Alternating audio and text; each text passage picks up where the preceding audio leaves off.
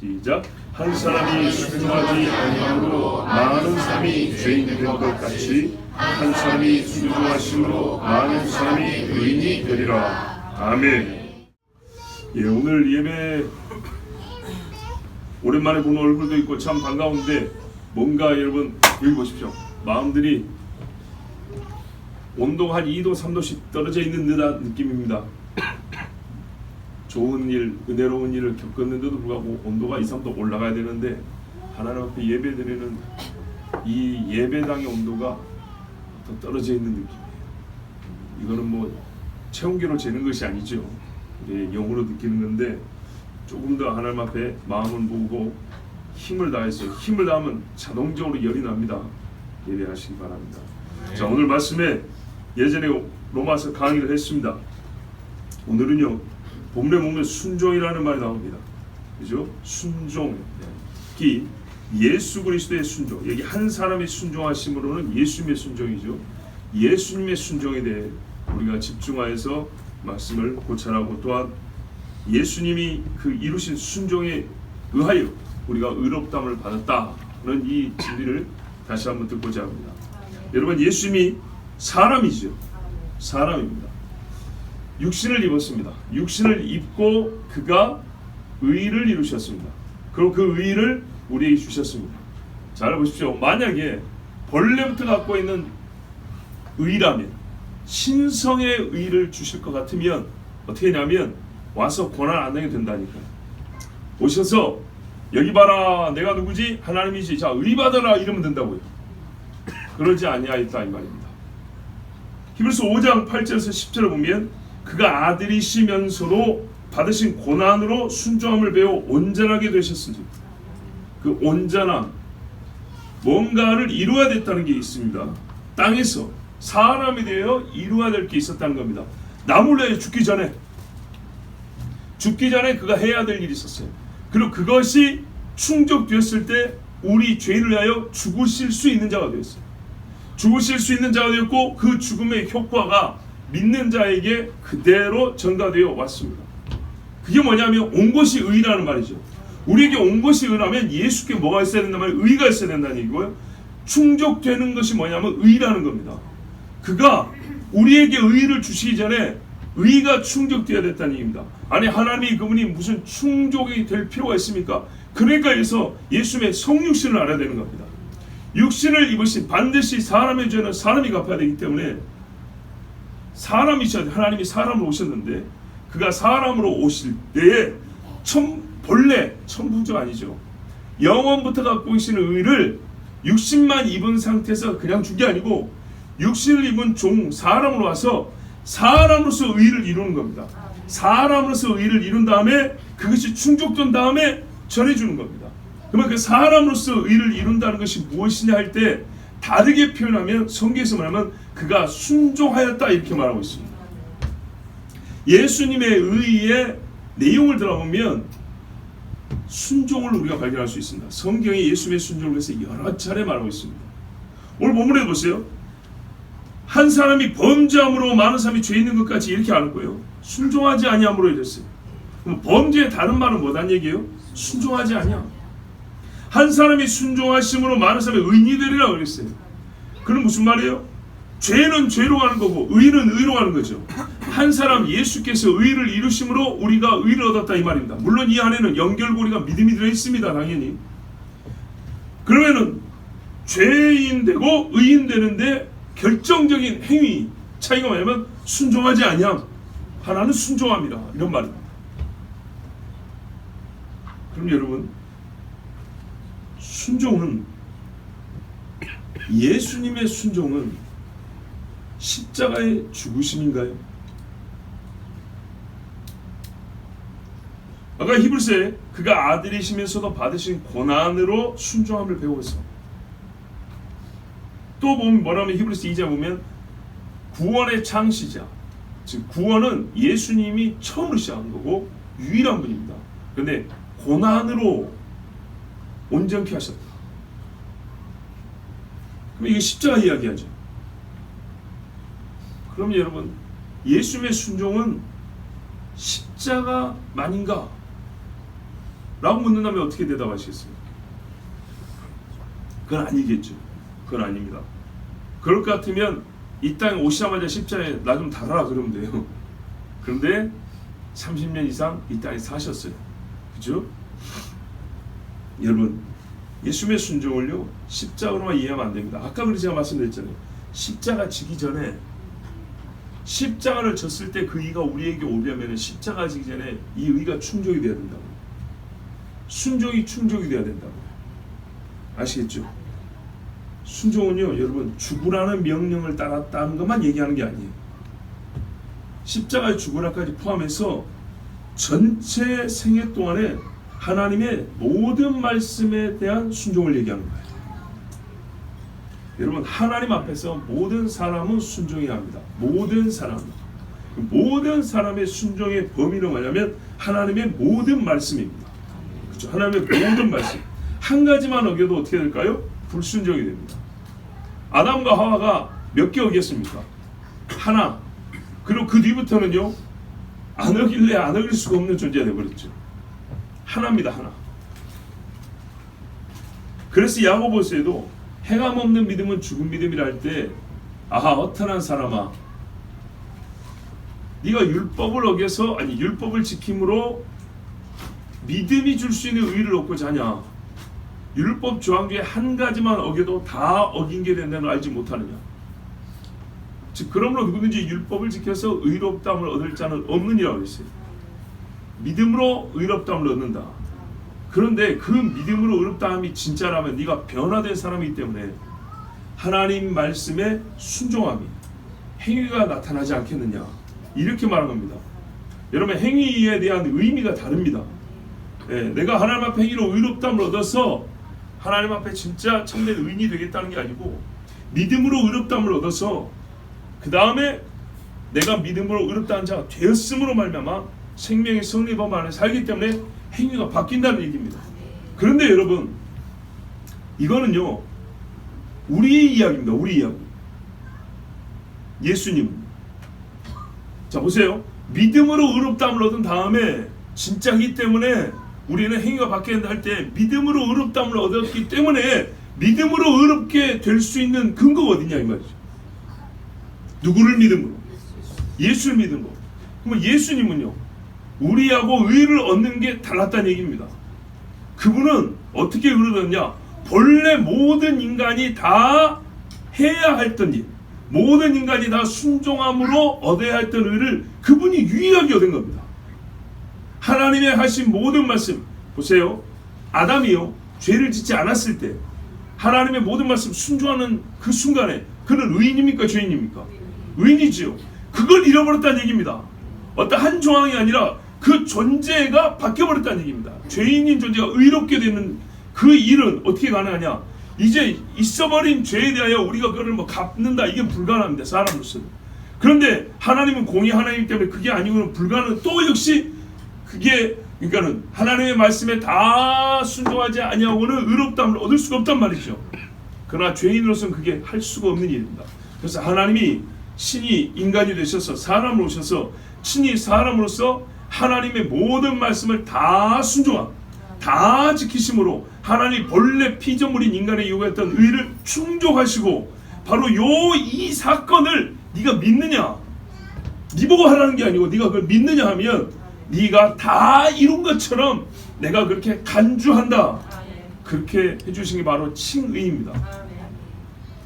그래서 예수님이 우리 때문에 무엇을 하셨냐? 안 오셔도 되는데 육신을 입으셨고요.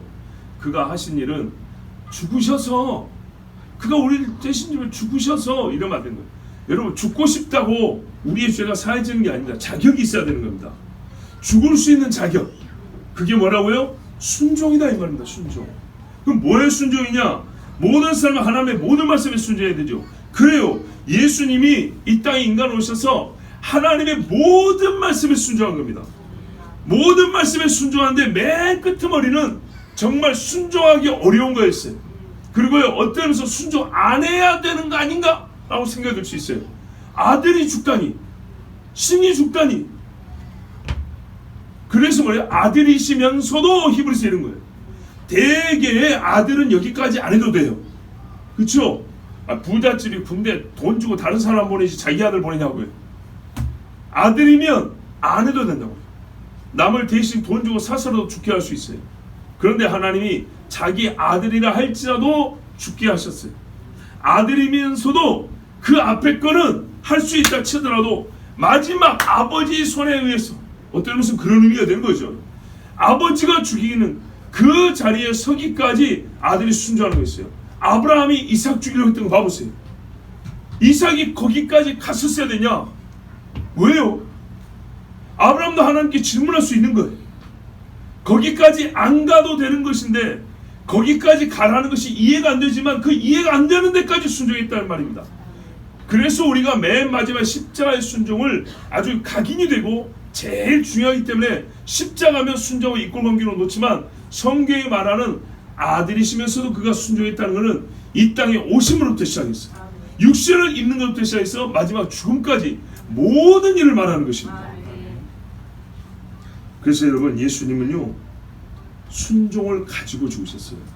순종을 가지고 있었기 때문에 죽을 자격이 있었고, 순종을 가진 채로 죽었기 때문에 죽음의 효력이 우리에게 주어질 수 있었어요.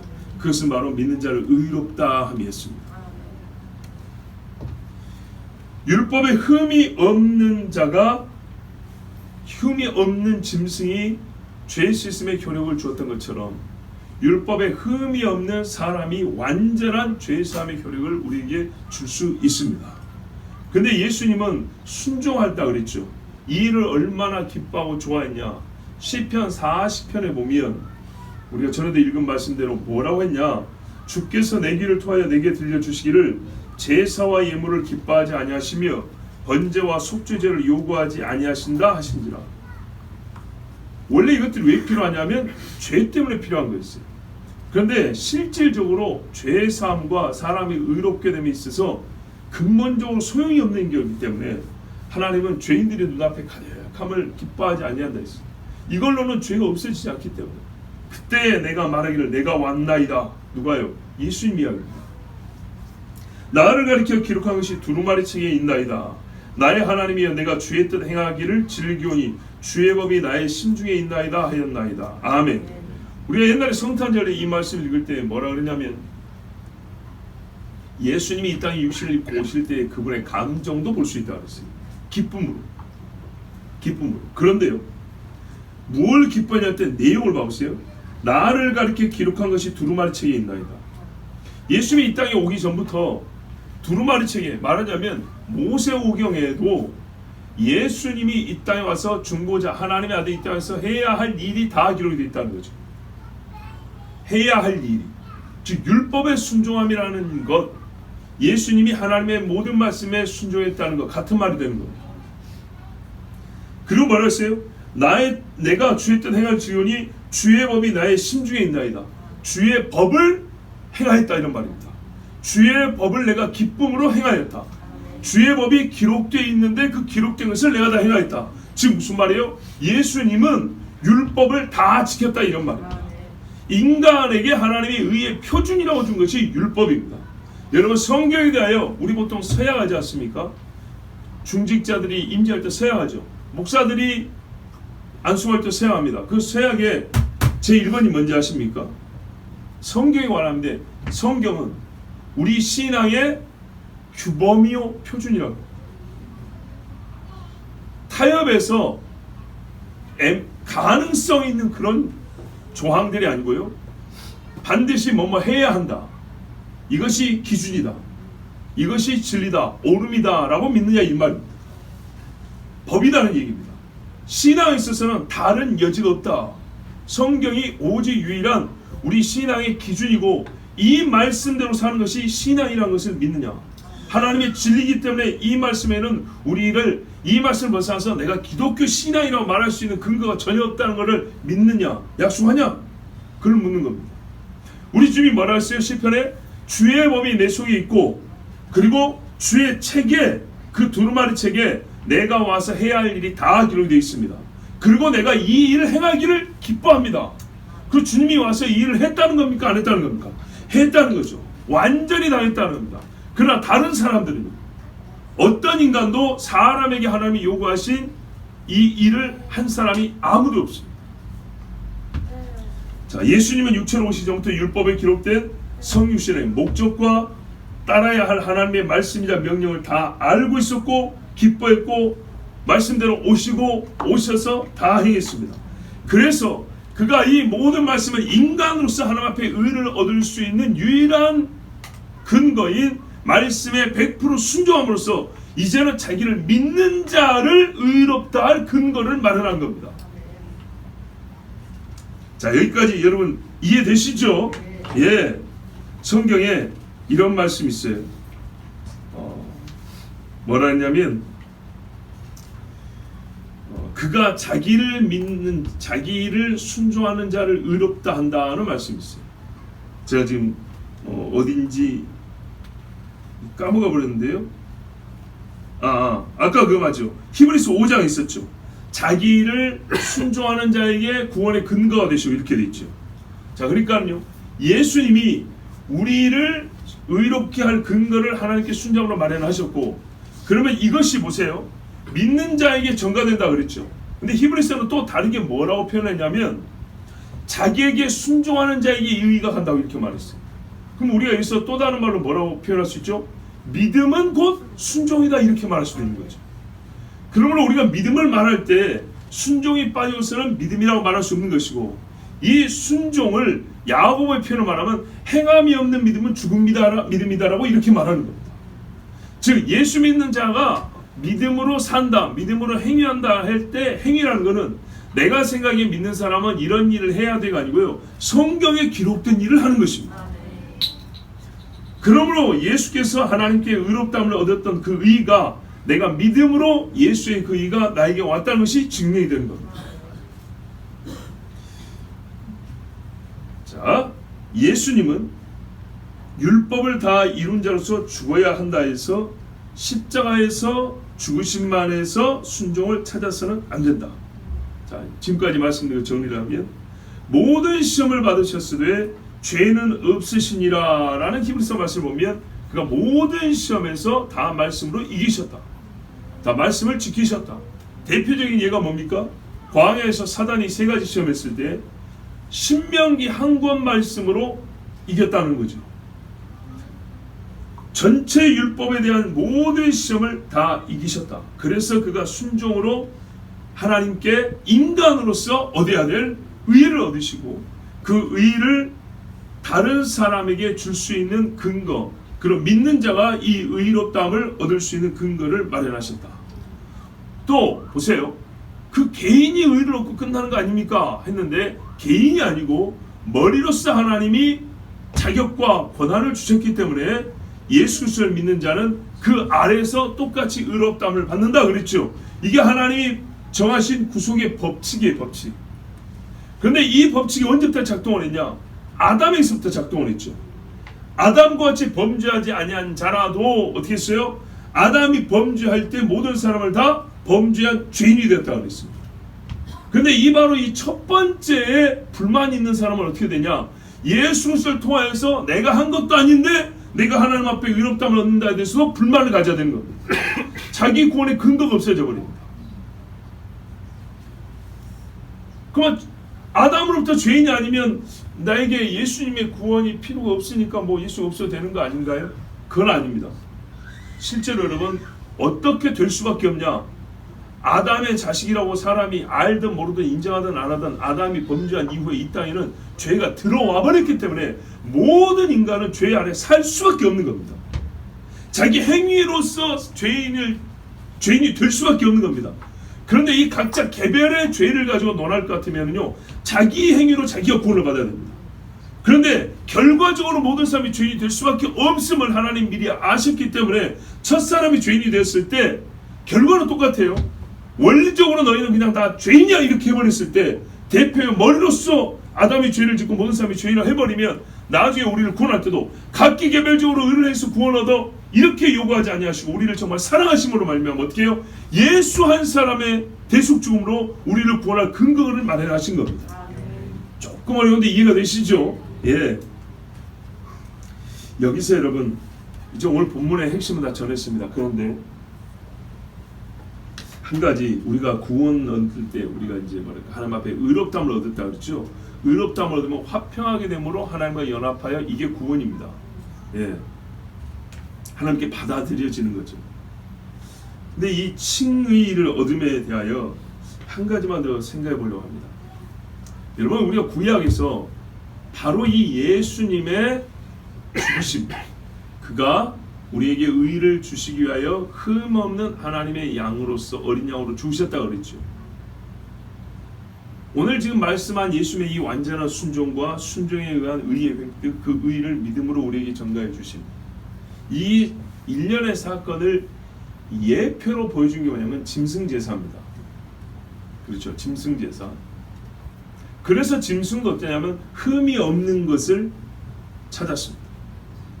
하나님이 정한 기준에 따라 흠이 없고 티가 없는 것들, 병이 없는 것, 그리고 가장 건강하고 깨끗한 상태인 것을 정해 주셨고, 그것을 하나님께 바쳤고, 거기에 흠결이 있으면 제사는 성립되지도 않냐고 효과도 주어지지 않았습니다.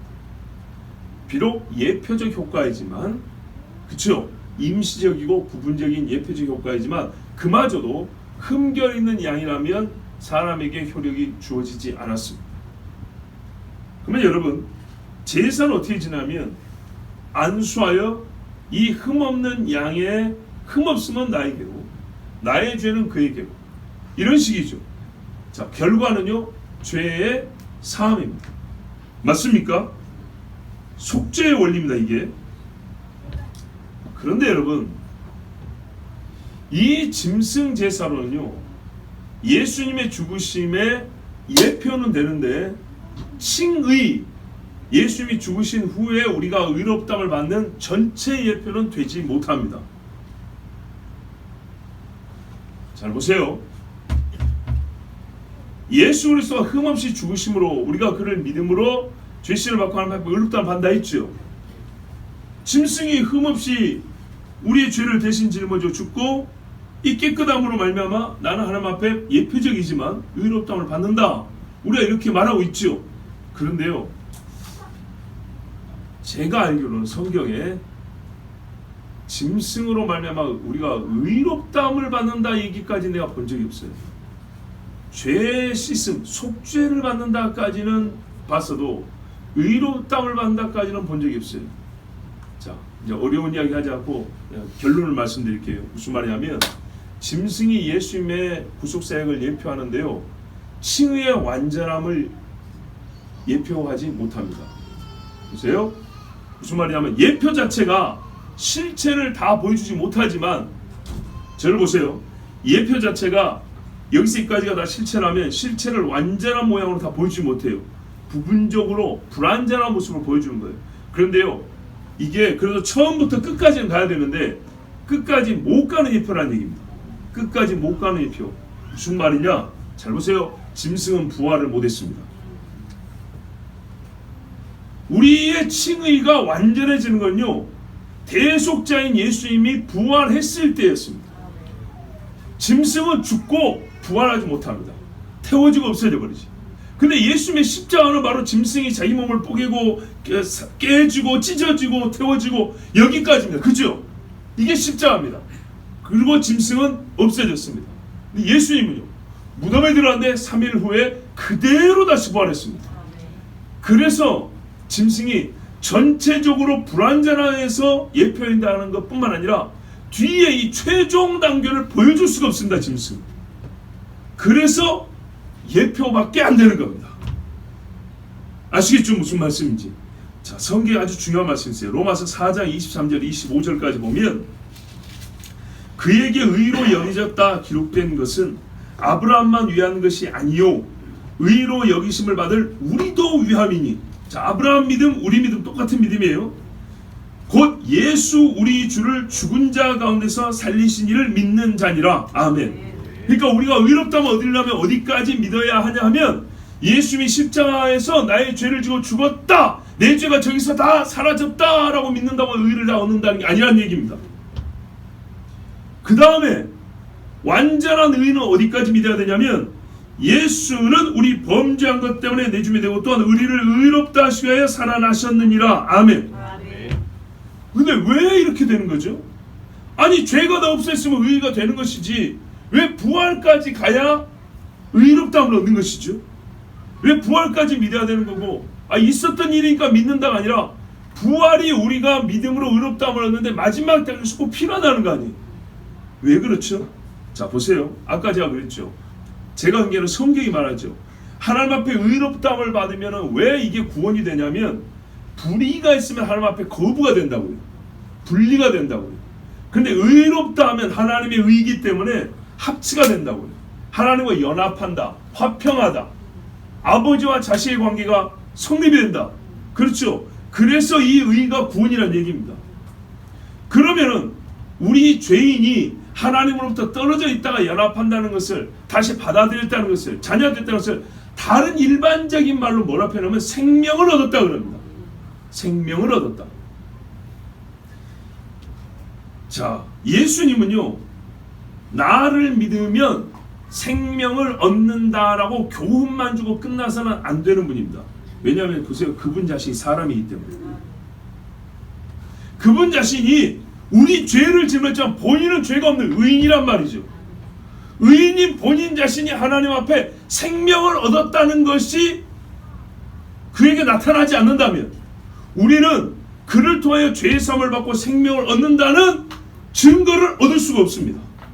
우리를 위한 증거일 뿐만 아니라 그분 자신이 실제로 하나님 앞에 모든 의의를 다 이루신 분이기 때문에 어떻게 해요? 아들로서 받아들여지고 의롭다함을 얻으시고 어떻게 해요? 그분 자신이 생명을 얻어야 되는 겁니다. 가장 먼저 얻어야 되는 거죠. 근데 짐승은 여기까지 나타낼 수가 없는 겁니다. 자, 성육신에 대한 이해가 오늘 우리 한 단계 더 올라갑니다. 예수님은 사람입니다. 누군가를 대신하여 죽는 자, 타인의 죄를 짊어지고 죄인으로서 죽었습니다. 분명히 말했어요. 그가 의인이었지만 죄인의 죄를 짊어지고 죽은 죄인이었다고 그랬어요. 그런데 여러분 보세요. 본인은 의인이고요. 타인의 죄로 죄인이 되었어요. 이 두 가지 성격이 다 있다 이 말입니다. 예수님의 양성교리처럼 이 두 가지 의인됨과 죄인됨이 예수님 안에 다 함께 있어요. 죄인됨 때문에 죽었고요. 의인됨 때문에 사는 겁니다. 그래서 예수가 만약에 순전히 죄인됨을 갖고 죽었다면 영원히 지옥에 있어야 되겠죠. 그런 존재 아니겠습니까? 그런데요. 본인 스스로는 의로웠기 때문에 죄가 없었기 때문에 하나님 어떻게 해요? 살리셨다고 그랬어요. 살리셨다. 그리고 어떻게 해요? 믿는 자를 그의 의가 같이 있기 때문에 똑같이 살리신다 이렇게 말했어요. 믿지 않는 자는요. 자기 죄로 죽는 겁니다. 자, 동시에 그러니까는 누군가를 대신하여 죽는 자, 타인의 죄를 짊어지고 죄인으로 죽는 사람이었고 동시에 하나님께 완전한 순종자로서 그가 먼저 의롭다함을 얻은 자였기 때문에 생명을 얻을 자격이 있는 겁니다. 이 두 가지가 그의 죽음과 부활에 다 들어있습니다. 이해가 되시죠? 예, 본인은 죽을 이유가 없지만 우리 죄를 짊어지고 죽었기 때문에 살아왔고 우리 죄로 말미암아 죄값을 치르는 죽음이었어요. 죄값을 치르는 죽음. 그런데요, 죄를 치는 자는 어떻게 된다고요? 살아야 된다고 그랬어요. 생명을 얻는다고 그랬어요. 이제 우리가 믿으면 우리의 생명을 얻게 된다고. 그러면 예수는 어떻게 됩니까? 우리 죄를 짊어지고 죽었으니 그걸 끝납니까? 그분은요, 우리는 보세요. 그분의 의로 의롭다함을 된다죠. 그분의 의는 사라지지 않고 있어요. 여전히 있어요. 그래서 하나님은 그의 의에 대하여 보응을 주심으로 네가 먼저 생명을 얻어서 부활의 첫 열매가 되고 바로 너와 같이 똑같이 이제는 너는 네 의지만은 너를 믿는 자는 너에게 가진 그 의를 얻어서 너와 같이 부활하게 한다. 이게 하나님의 약속이란 말입니다. 자, 예수님은 대속제물이지만 짐승이 아니라 사람입니다. 짐승은 죽음까지만 대속 효과를 보여주지만 사람이신 예수님은 죽기만 한 것이 아니라 하나님께 의롭다함을 받아야 하고 예수님은 그의 순종으로 말미암아 이 생명을 받음에 가장 첫 번째 뭡니까요? 하나님의 그 보응, 그 생명 주심을 처음 받는 자가 되었습니다. 그래서 예수님을 부활의 첫 열매라고 말씀하였습니다. 고린도서 15장에 잘 나타나 있죠. 그리고 사도행전 2장에도 이렇게 말하는 겁니다. 하나님께서 그를 사망의 고통에서 풀어 살리셨으니 이는 그가 사망에 매여 있을 수 없었습니다. 왜 사망에 매여 있을 수 없습니까? 그냥 아들이기 때문이 아닙니다. 그는 왜요? 죄가 없기 때문입니다. 그리고 이 죽음에 이르기까지 하나님께 완전히 순종했기 때문에 죽음 그 다음 단계는요, 어떻게 해요? 순종한 자가 받아야 될 것을 받아야 되기 때문에 하나님이 어떻게 해요? 자기의 공의에 따라 사망에 묶이게 냅둘 수가 없는 겁니다. 그래서 살려줬다는 말씀입니다. 빌립보서의 말씀에도 오늘의 이 교훈을 우리가 조금 이제 알고 보면 조금 더 다르게 보입니다. 빌립보서 2장에 6절 이하에 보면 그는 근본 하나님의 본체시나 하나님과 동등됨을 취할 것으로 여기지 아니하시고 오히려 자기를 비워 종의 형체를 가지사 사람들과 같이 되셨고, 다 이것이 순종입니다. 사람의 모양으로 나타나서 자기를 낮추시고 죽기까지 복종하셨으니, 복종이나 순종이나 사실상 내용은 같습니다. 복종은 오히려 어디까지 포함하냐? 감정적으로 기쁘지 않은 일까지도 권위에 의하여 명령이기 때문에 따라가는 것, 따라 행하는 것, 여기까지입니다. 순종의 최대치라고 보면 됩니다. 복종하셨으니 곧 십자가에 죽으십니다. 여기까지라는 거예요. 그죠? 죽기까지 순종하셨으니, 죽음을 별로 원하지 않아요. 인간으로 왔기 때문에 그 인간의 육성상 죽음을 원하지 않지만 여기까지도 하나님 앞에 굴복시켜 따라갔다는 얘기입니다. 여기까지가 전체 순종이라고 분명히 빌립보서에 말했어요. 그리고 이것이 뭐였냐? 이 마지막 순종이 십자가의 죽으심이라. 자, 여기까지 왔기 때문에 어떻게 했죠? 하나님이 하나님의 공의에 따라 정당하게 예수께서 받으실 정당 권리로서 이름으로 나왔죠. 이름으로. 이게 하나님의 공의의 논리의 결과예요. 결론이에요. 예. 이름으로 하나님이 그를 지극히 높여 모든 이름이여 뛰어난 이름을 주사 하늘에 있는 자들과 땅에 있는 자들과 땅 아래에 있는 자들로 모든 무릎을 예수의 이름에 꿇게 하시고 모든 입으로 예수 그리스도를 주로 하시나요 하나님 아버지께 영광을 돌리게 하셨느니라. 자, 이 결과를 보세요. 이 뭐 길게 설명 안 해도 당연히 어떻게 해요? 예수가 살아있음을 전제로 하는 겁니다. 죽어 지옥에 떨어진 자로 말하는 것이 아니고요, 썩은 자로 말하는 것이 아니라 부활한 예수를 전제로 하여 이름으로 하는 결과가 그에게 주어졌다고 말하고 있습니다. 자, 여러분, 이 예수를 하나님이 우리에게 주시고 믿으라 그랬습니다. 그러면 그분의 의가 우리에게 옵니다. 말인즉슨 나는 하나님 말씀 순종한 거 하나도 없지만 정말 어떻게 우리에게 이런 은혜를 주실 수 있는 그런 생각을 하나님 하셨는지, 네가 내 말을 다 지킨 것처럼 내가 그렇게 여겨주겠다 했습니다. 정말 그 크신 하나님의 사랑 아닙니까? 이 예수를 믿으면 그분의 순종함을 통하여 하나님께 받은 의가 나에게 오고 내가 의롭다함을 받았으므로 하나님과의 어떻게 화평을 누리게 됩니다. 그랬습니다. 이 화평의 친밀함, 이 정도는요, 아버지와 아들의 화평함이라 했습니다. 그 기간은요, 이 화평함에 눌릴 수 있는 기간은요, 영원하다 했습니다. 이제로 어떻게 하겠습니까? 모두 예수 믿으십시오. 아멘. 정말. 그리고 믿었다면 하나님과의 화평함을 보여주십시오. 아멘. 너무 매섭게 착한 일 해라 착한 일 해라 이렇게 요구하지 않고 오늘 말씀에 사용됐던 어휘를 그대로 쓴다면 하나님과의 화평함의 삶을 보여주십시오. 곧 순종하는 믿음이라 여김을 받을 것입니다. 성령의 감동을 따라 우리의 의지가 복종되기까지, 예수님이 마지막에 그랬잖아요. 육의 고통은요 너무 컸기 때문에 감정적으로 원함이 생기지 않았어요. 아버지여 할만하시거든 이 잔을 내게서 옮기시옵소서. 그런데 죽기까지 복종이라는 이 말의 어감에서 나타났습니다. 뭐라 했어요? 마지막에 참 기도하시네. 그러나 나의 원대로 마옵시고. 나의 원이 뭐였다는 거예요? 그러니까 복종이라는 거예요. 순종의 최대치가 복종이에요. 순종이 여러분 가장 수준 높은 것 같지만 꼭 그렇지 않아요. 쉬운 거는요 기쁨으로 따라가요. 보통 순종부터 시작해요.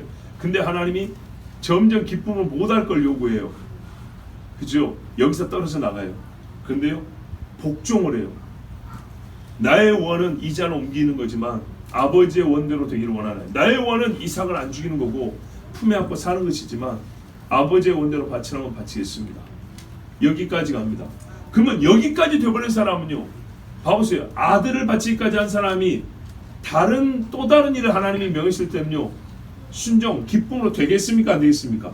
능히 됩니다. 참 재밌습니다. 이것도 하나의 훈련이라면요, 쉽게 순종할 수 있는 일에서부터 어렵게 복종할 수 있는 일까지, 그 다음에 그 이상도 기쁨으로 순종할 수 있기까지, 이렇게 하나님은 우리를 성장시켜 나갑니다. 예수님이 그러나 나의 원대로 마옵시고 아버지의 원대로 하옵소서, 이 순종까지 하심으로 우리를 의롭다함을 얻을 근거를 그의 육체로 마련하셨습니다. 그러므로 적그리스도는 예수께서 육체로 오심을 부인한다고 합니다. 우리 구원의 근거를 없애버립니다. 그러면 어떻게 되냐? 말로는 예수 믿는 사람이라고 하지만은 실천적으로 어떤 인간들이 나오냐? 하나님 말씀 순종이 한 가지도 없는 종교인으로서 그리스도인만 남는 겁니다. 그래서 주여 주여 하지만 나중에 주님 앞에 왔을 때는 내가 너를 모른다는 가짜 그리스도인이 남는 겁니다. 마귀의 계략이 이렇게 교묘하고 무섭습니다. 여러분, 바로 이 순종, 아버지여 할 수 있거든 이 잔을 내게서 옮기시옵소서 에서 그러나 나의 원대로 마옵시고 아버지의 원대로 되기를 원하나이다. 이 순종으로 예수님이 우리를 의롭게 하셨으므로 우리도 예수를 믿음으로 말미암아 주께서 마련하신 이 의를 다 얻으시고 그리고 하나님께 일생에 순종하며 사는 것이 마땅합니다. 오늘 이 말씀같이 예수님의 순종으로 의롭다함을 받은 여러분, 그러면 이제 예수님과 같이 하나님 말씀에 순종하시겠습니까? 그러면 우리 여기에 놓인 주의 몸과 피에 참여하라. 내가 오기까지 나의 죽음을 기념하라는 주의 말씀에 순종함부터 시작합시다. 우리 하나님께서는 우리에게 주신 오늘 이 말씀을 눈으로 보게 하셨습니다. 그리고 우리 몸이 체감하게 하셨습니다. 그래서 우리에게 예수님의 몸과 피를 떡과 포도주로 나타내심으로 이것을 받으라 말씀하셨습니다. 스스로 의롭다 하는 자는 교만하여 나는 떡 먹지 아니하도 포도주 마시지 아니하여도 나 충분히 믿고 구원받을 수 있어 그럽니다. 그러나 겸손한 자는 내가 예수 그리스도의 몸과 피로 말미암아 그 살이 찢기고 피가 흘려짐으로 말미암아 죄사함을 받고 벌을 받았으므로 나는 나의 살아가는 주님 나의 그리스도를 기념합니다 라고 이 떡과 잔을 받습니다. 여러분 우리 함께 찬송함으로 준비하여 떡과 잔을 받겠습니다.